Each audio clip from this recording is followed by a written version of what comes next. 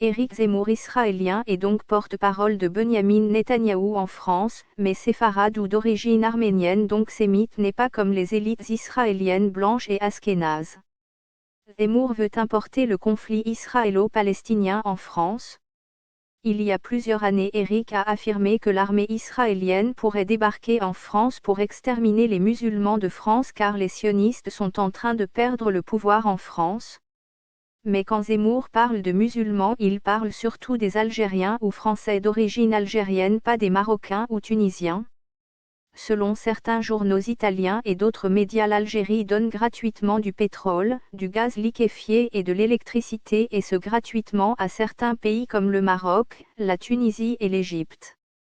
Mais une partie du gaz donné à l'Égypte et sans doute le pétrole et l'électricité en réalité sert à Israël et soutient ainsi l'armée sioniste contre le peuple désarmé palestinien. Le fils de Benyamin Netanyahou aurait avoué à un ami que son père était devenu très riche grâce à une combine pour avoir des millions de mètres cubes de gaz qu'il va revendre en Grèce et en Roumanie. Après que feu Gaïd Salah aurait fermé les vannes, donc Éric Zemmour en 2019 aurait à nouveau menacé d'extermination les Algériens et leurs familles vivant en France, puis étrangement Tebboune 2 jours après, a donné une médaille maçonnique en récompense à Gaïd Salah qui est mort le soir même. Selon certains, Gaïd Salah a peut-être été assassiné, aussi Tebboune était suspect car il faisait partie du clan Bouteflika car possiblement sa médaille aurait pu être empoisonnée.